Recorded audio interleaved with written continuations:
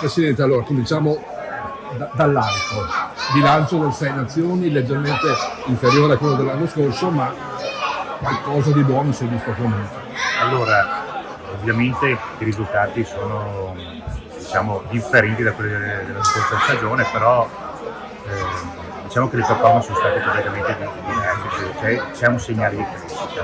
È ovvio che prendere tanti punti con la Francia non è stato una medaglietta che ci possiamo mettere sul petto, però con l'Irlanda abbiamo dimostrato di esserci. Con gli altri avete combattuto? Un po' con tutte, abbiamo cercato di essere a livello, abbiamo cercato di confermare la crescita dei giocatori del lavoro di squadra. Ci manca sempre quei 15 minuti iniziali del secondo tempo e siamo molto soddisfatti soprattutto perché la gente poi ci sta seguendo. Abbiamo registrato 200.000 spettatori, un record che è la prima volta che viene registrato, anche perché è difficile, soprattutto con 3 partite di seguito, avere quasi sempre il sold out. E anche dal punto di vista delle entrate, visto che è il mio un po' cruccio del bilancio, visto che abbiamo evitato una situazione molto pesante. Quanto è stato il guadagno da questo? Allora, come ricavi 7,5 milioni dal ticketing. Di solito gli anni passati erano su poco più della metà. Quindi raddoppiato praticamente. Quindi il rugby piace allora. Il rugby piace, sono state 3 belle feste, non so se avete avuto la possibilità andare a Cera a vedere la gente allo stadio ma anche fuori lo stadio, col palco si muove, è importante essere inclusivi e avere un senso di appartenenza. Sì, siamo molto per dare un senso anche a questo sport che è molto aggregante. E poi ecco, insomma, i nostri giocatori trevigiani eccellono sempre, a me non eccellono ancora una volta, rischio di vincere le nomination. Assolutamente sì, anche perché sono 2/3 della squadra, quindi no. È facile che qualcuno Leoncello è un giocatore di un talento unico, penso che ce lo vedino in tutto il mondo, è diventato poi un leitmotiv quando vai all'estero e parli con gli altri membri delle federazioni straniere, esaltano la potenza, il talento di questo ragazzo. Per quello che è richiestissimo. Assolutamente richiesto. Speriamo che rimanga qui a aiutarci il più possibile. Certo che la sua qualità e professionalità molto probabilmente lo porterà a giocare prima o dopo. Glielo auguriamo prima possibile, per noi più tardi possibile. Scendiamo di un livello, le 2 franchigie italiane nell'ERC. Le 2 franchigie italiane, allora partiamo da quella federale. Ecco scusa, Quesada resta. Quesada non è mai stato messo in discussione, almeno quantomeno ha un contratto e lo porterà a termine. Noi non siamo quelli che arrivano e fanno epurazioni, noi abbiamo ereditato quello che abbiamo ereditato e quindi però siamo abbastanza. Quando è che scade il contratto di Quesada? Dopo i mondiali. Dopo il 2027. 27.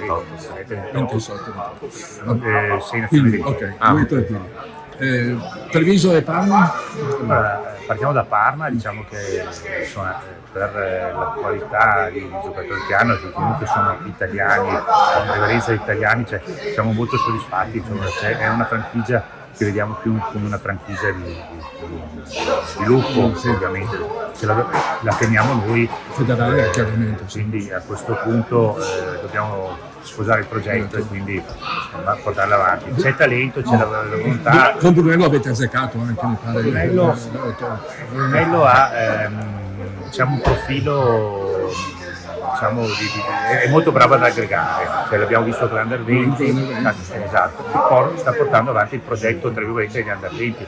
Brunello è molto bravo a creare, a far squadra, a creare quelle situazioni che ti permettono di essere all'altezza. È proprio un selezionatore, no? C'è un selezionatore, anche crea il gruppo, stimola un po' i ragazzi e sa fare bene con i giovani. Assolutamente sì. E i risultati? I risultati abbiamo avuti 3 partite di seguito vinte, di cui 2 fuori casa.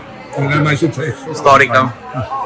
Treviso assolutamente è una squadra di qualità, sconta il fatto che purtroppo ha ha un contributo nazionale molto gravoso. La volontà sarebbe quella di riequilibrare un po' anche Si questa può cosa. fare questa, perché se ne parla ogni anno poi, no? Lo faremo, nel senso, già dal prossimo anno noi ovviamente noi tre, perché devo guardare l'entità, stiamo già parlando da tempo, cioè nel senso di riuscire a trasferire anche i giocatori Alle zebre. rafforzare le zebre, alleggerire la Benetton e riuscire a fare i campionati. Per forza di cose abbiamo sempre accontentato Quesada nelle sue richieste di non far giocare i giocatori, soprattutto nei periodi nazionali. Al di là di tutto dobbiamo avere anche un po' più di potere verso l'esterno, perché i nostri giocatori la settimana di pausa giocano all'estero. Parlavo con alcuni giocatori, adesso rientriamo, sabato gioco, mentre noi alla Benetton riserve viene richiesto di fare sabato un po' di riposo. Bisognerebbe cambiare un pochettino questo sistema. Ci Però, state pensando? No? però i numeri non ci aiutano, perché se avessimo un numero ampio come la Francia, che ha 14 squadre che possono competere in tutte le competizioni e una qualità di giocatori, guardiamo i numeri 9, hanno 6 mediani misti che possono giocare titolari. Due squadre abbiamo. Cerchiamo di arrivare un passo alla volta, cerchiamo di costruire dei rapporti più sinergici. Tra l'altro, ripeto, le due franchigie sono prodromiche alla nazionale, quindi di conseguenza è importante che tutti lavoriamo insieme, cosa che non è mai successo nel passato, però l'apertura, grazie a Merino Zatta e Antonio Pavanello, forse comunque a una nuova, diciamo, volontà di contribuire alla crescita del rugby italiano e anche una necessità ad alleggerire, diciamo, il pescaggio. Conviene a tutti, Assolutamente sì. C'è grande collaborazione, grande E sinergia. questo è importante. Livello giovanile? Io giovanile vorremmo un po' ritornare al passato. Siamo stati molto bravi, diciamo, almeno la nazionale del 20 è stata brava a ottenere dei risultati, però come tutti sanno le annualità variano di anno in anno, cioè non è una squadra costruita nel tempo e soprattutto Ogni anno c'è un rinnovamento. Però ci sono diversi 2006, giusto? Diciamo che siamo molto soddisfatti dei risultati che sono stati Per un pelo ottenuti. poteva arrivare terzi addirittura. Bastava vincere col Galles, Galles, che era sì. una partita vinta, e se l'Inghilterra vinceva noi saremmo stati Esatto. assolutamente terzi, quindi siamo molto soddisfatti della crescita. La volontà è quella di tornare al sistema dell'Accademia Nazionale, perché i vari Pervisi, c'è tutta la gente, o meglio, tutta la gente di spirito che c'è adesso è stato un prodotto creato attraverso la collaborazione dei club con l'Accademia Federale e ha dato risultati. Tutti ci invidiavano di questo progetto, tutti mi hanno chiesto perché nell'ultimo quadriennio non l'abbiamo fatto. Io avevo poche risposte da dare, ovviamente, prima perché non c'ero, ma avevo un'altra veste, secondo perché sono il meno tecnico di tutti, non farò il presidente allenatore come i miei due predecessori, quindi io sono lì per cercare di sistemare i conti. Torneremo allora La volontà sarebbe quella, anche al metodo misto, perché noi dobbiamo incentivare ai club di avere la propria accademia, cioè la volontà sarebbe non di privare i club delle loro. C'è l'Accademia dei club. Sì, però non tutti investono, se sono, i risultati li ottieni soprattutto quando giocano più spesso assieme, cioè una squadra che inizia a settembre a giocare insieme e ovviamente ha quelle utilità che poi le risultati. Certe dinamiche, certo. Le dinamiche si sviluppano nel giocare, nell'allenarsi assieme. Però insomma, la volontà sarebbe quella di ritornare a questo progetto. Tornerà Steven Abod, che è stato fautore dei nostri progressi del passato. È un investimento a lungo, è stato interrotto, vediamo come si potrà ripartire. Come si sta da presidente? È un delirio, nel senso che faccio sempre l'esempio, io fino a mezzanotte lavoro per me stesso per la federazione, da mezzanotte in poi lavoro per me stesso per la federazione, al contrario. Non ho più una vita mia, però è gratificante insomma, la gente ha voglia è incuriosita. Io non sono mai stato una persona che voleva stare, diciamo, primeggiare, nel senso stare sul palco, però sposo molto diciamo, il sentiment del rugbista, dello sport di aggregazione.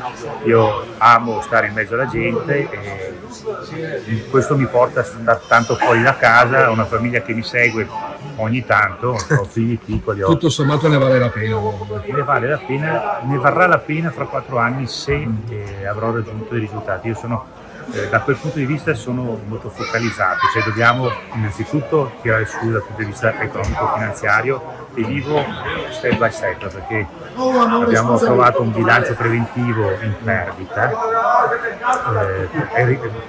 abbiamo ereditato questo, stiamo cercando di migliorarlo. Vorremmo sistemare la situazione finanziaria e incominciare a investire perché diciamo il movimento rugby community Bisogna farlo crescere. cioè, se no arriviamo al prossimo mondiale, forse quello dopo, ma dopo non ci sarà più niente, quindi dobbiamo ricominciare a investire anche sotto l'high performance e l'alto livello.